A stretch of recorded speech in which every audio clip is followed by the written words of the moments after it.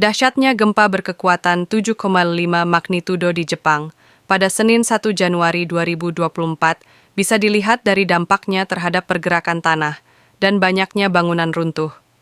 Di beberapa tempat, permukaan tanah naik hingga di atas 4 meter dan bergerak ke samping sekitar 1 meter.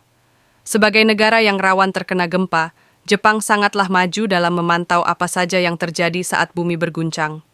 Inilah yang membuat mereka mampu membuat pengukuran yang terperinci. Terdapat jaringan stasiun GPS di titik-titik strategis di seluruh Jepang. Karena itu, ketika gempa bumi melanda, para ilmuwan dapat menyebutkan seberapa jauh masing-masing titik GPS ini berpindah yang dapat diartikan menjadi seberapa jauh bentang bumi tertekuk serta bergeser. Menurut sistem GPS, gempa Senin 1 Januari 2024 mengakibatkan daratan Jepang berpindah 130 cm ke arah barat. Para ilmuwan juga memantau Jepang dari angkasa dengan membandingkan foto-foto satelit sebelum dan sesudah gempa bumi. Pada pengorbitan terakhirnya, pesawat ruang angkasa Alos 2 melaporkan bahwa jarak antara pesawat dan daratan telah memendek saking kuatnya gempa sampai-sampai mendongkrak permukaan bumi.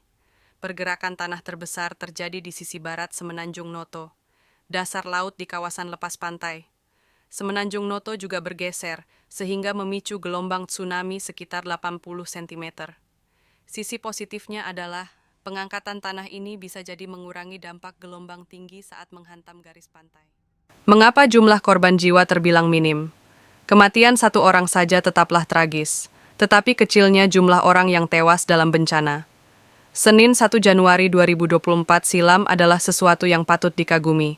Kendati hingga kini, upaya pencarian orang-orang yang terjebak di bawah reruntuhan masih berlangsung. Perhitungan sejauh ini memperkirakan jumlah kematian akibat gempa Jepang akan mencapai, paling banyak, 100 orang atau lebih. Gempa dan tsunami di Jepang, 62 orang meninggal, upaya penyelamatan terkendala, kebakaran, rumah roboh, dan jalanan rusak, gempa dan tsunami Jepang. Cara masyarakat belajar dari gempa 1 abad lalu. Gempa Jepang ini bisa dibandingkan dengan gempa di Turki tahun lalu yang berkekuatan 7,8 magnitudo.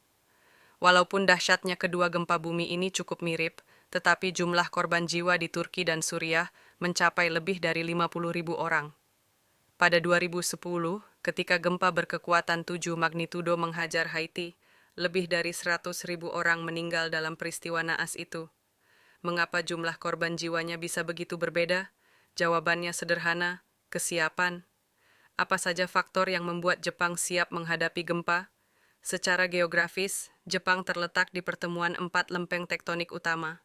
Sebagai salah satu kawasan dengan aktivitas seismik tertinggi di bumi, Jepang menyumbang sekitar 20% gempa global berkekuatan 6 magnitudo atau lebih.